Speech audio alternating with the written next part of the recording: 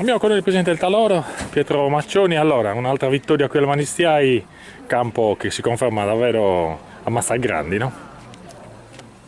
Sì, in effetti Gavui sta diventando un fortino, diciamo così, anche se tutte le vittorie finora conseguite sono state abbastanza combattute con la squadra avversaria, che anche loro hanno giocato, diciamo, bene, ecco.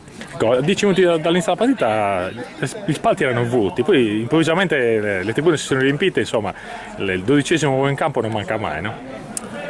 Abbiamo molta concorrenza, sia a livello di partite in TV, sia la caccia che si porta via diverse persone che poi diventano tifosi quando la stessa chiude. Comunque pazienza, quindi cerchiamo un po' di continuare ad andare bene chiamando altri tifosi, insomma, ecco.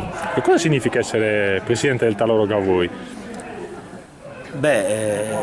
Sicuramente è una soddisfazione, fa piacere, soprattutto se ci piace il rapporto con i ragazzi, queste cose qui, sono poi con i giovani, così. Poi certo c'è del tempo da dedicare, ma grazie alla collaborazione anche degli altri dirigenti è una cosa che si può affrontare abbastanza bene, ecco. Una grande squadra, una grande famiglia, possiamo dire, che riunisce un po' tutta la Barbagia, no? Ricordiamo che giocano anche diversi ragazzi di Nuoro con voi.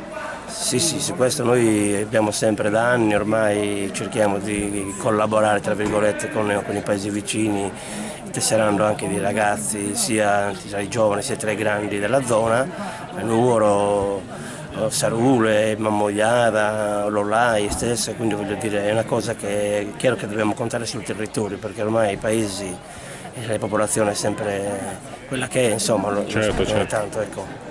Per chiudere, la vittoria a chi la dedicate? L'ennesima, diciamo. La vittoria la dedichiamo soprattutto ai tifosi che ci seguono in casa e in trasferta e quelli che ci sostengono con delle collaborazioni anche abbastanza importanti. Come dire, la dedichiamo anche a chi ha pazienza con noi, soprattutto anche tutti i nostri familiari, i familiari dei dirigenti che ovviamente devono sopportare i nostri impegni. Ecco. E quando si vince ovviamente va sempre bene. Sicuramente. Benissimo, noi ringraziamo Pietro Maccioni, presidente di questo Taloro, complimenti ovviamente a te e a tutto lo staff del Taloro che da anni, ricordiamo, un'isola felice campionato di eccellenza, ben 17 anni che siete, come dire, i rappresentanti del calcio barbaricino. In bocca al lupo per le prossime partite. Crepi il lupo.